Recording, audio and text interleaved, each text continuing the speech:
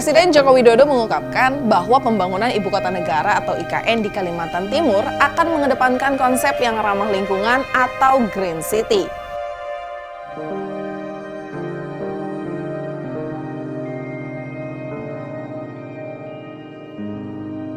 Konsep ini menerapkan ruang hijau terbuka minimal 50% dari total area yang meliputi taman rekreasi, taman hijau, kebun binatang, botanical garden, dan juga sport complex yang terintegrasi dengan bentangan alam seperti kawasan berbukit dan juga daerah aliran sungai.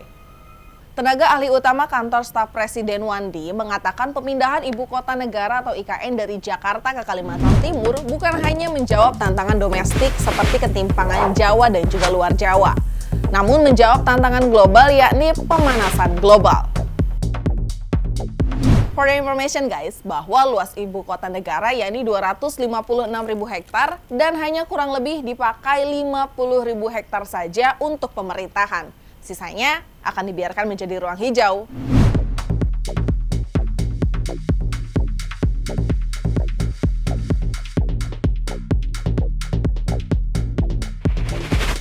Lewat konsep ibu kota di dalam hutan, Jokowi juga ingin IKN dikelola dengan sistem ramah lingkungan.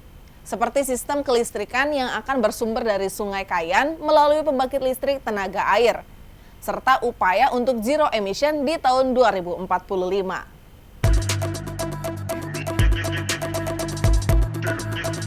Tapi kalian tahu nggak? Ada salah satu ibu kota di luar negeri yang menjadi inspirasi dalam pembangunan ibu kota Nusantara.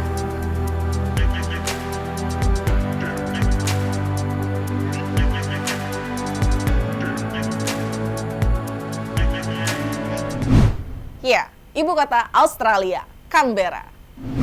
Supaya nggak penasaran, bagaimana sih suasana ibu kota Canberra, Australia, apa yang dirasakan warganya jika tinggal di sana? Kita tanya milenial yang ada di sana yuk. Karena udah berapa lama sih di Australia? Aku kemarin berangkat ke Australia awal Januari, jadi sekarang udah sekitar 2 bulan. 2 bulan. Ke Australia tuh memang tujuan kuliah atau apa? Iya, emang tujuan untuk S2. Kak, apa yang kemudian yang menarik yang dimiliki Canberra yang nggak dimiliki kota-kota lain di Australia? Jadi Canberra itu kan kota pemerintah ya. Jadi di sini bisa dibilang pemerintahnya semua kebanyakan di sini. Terus habis itu juga ada gedung parlemen. Terus Canberra mungkin sedikit beda dari Sydney, Melbourne yang orang-orang banyak tahu. Karena di sini lumayan banyak nature walk dan kayak gunung-gunung gitu banyak di tengah kota. Jadi itu sih paling yang membedakan Canberra sama yang lain. Apa kesan Kak Naomi tentang Canberra sebenarnya? Canberra kan kota pelajar banget, jadi emang lumayan sepi ya kalau dibanding sama Sydney yang maksudnya bisa dibilang kayak Jakarta, Melbourne lebih kayak Bandung. Kesan aku sih karena dia kota pelajar, jadi dia benar-benar kondusif banget buat belajar, terus kemana-mana juga jadi ya lumayan dekat lah, lumayan accessible kemana-mana gitu. Kotanya kecil, tapi cukup lah gitu untuk mahasiswa-mahasiswa dan pegawai-pegawai negeri di sini. Suasana di sana gimana sih Kak? Transportasinya, jalan-jalannya, tata kotanya gitu. Oke banget. Jadi ini juga pertama kali aku tinggal di luar negeri ya. Jadi ngerasa banget kemana-mana enak jalan kaki atau nggak naik public transport. Ya jatuhnya kayak di Jakarta udah naik public transportasi juga, tapi ini lebih kayak lebih bener-bener semuanya ketata banget gitu. Enak lah di sini, nggak nunggu Transjakarta sambil keringetan gitu. Di Jakarta. Tapi Kak Naomi tahu dong bahwa pemindahan ibu kota Jakarta ke Kalimantan Timur Tahu dong, tahu, tahu. Tahu tahu. Hmm. Kan salah satu negara ataupun inspirasi Jokowi untuk pembangunan IKN itu Canberra, makanya aku nyari mahasiswa yang tinggal di Canberra. Nah, Mm-mm. kira-kira kalau misalkan Jokowi terinspirasi oleh Canberra, suatu saat mungkin IKN menurut prediksi Kak Naomi bisa nggak sih kayak Canberra, Nusantara itu?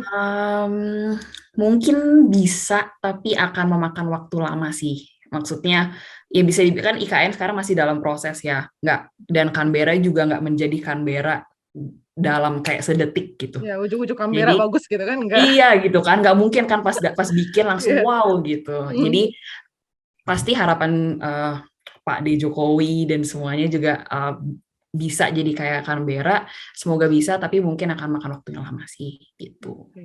Tapi menurut Kak Naomi, karena Kak Naomi juga pernah kerja juga di Jakarta, pemindahan pemindahan IKN dari Jakarta ke Kaltim itu sudah tepat atau belum sebenarnya? Gimana ya? Jadi paling yang aku pelajarin itu adalah IKN itu kan dipindah dari Jakarta ke Kalimantan karena mau lebih yang di tengah Indonesia ya. Jadi lebih bisa mencakup secara lokasi lah jatuhnya gitu.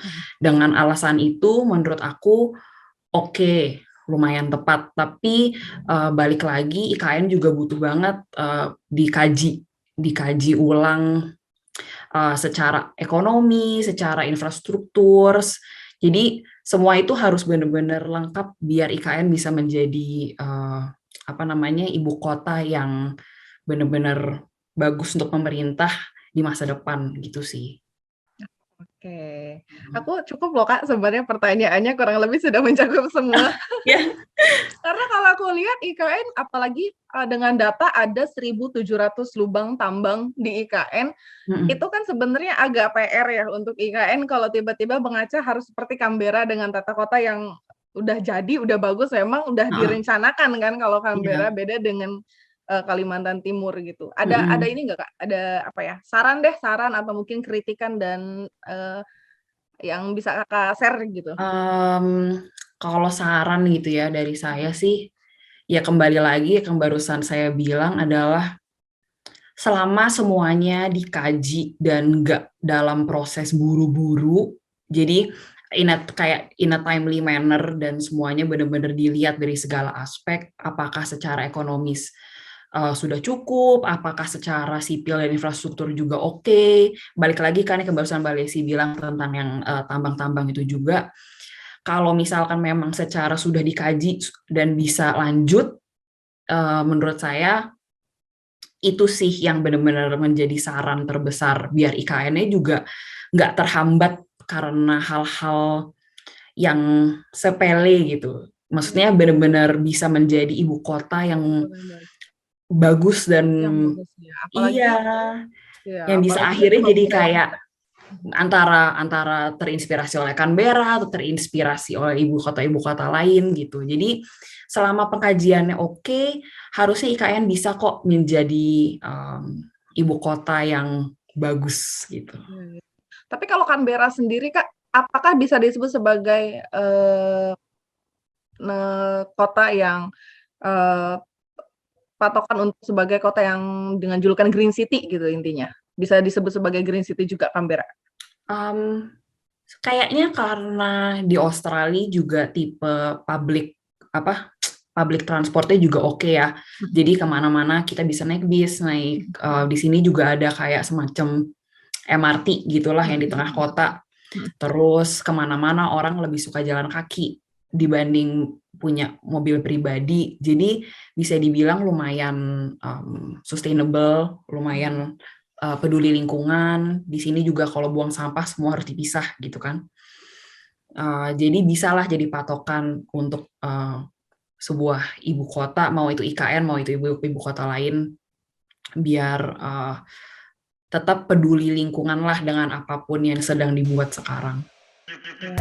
Itu dia perbincangan saya dengan Naomi. Sampai jumpa di IKN Update selanjutnya.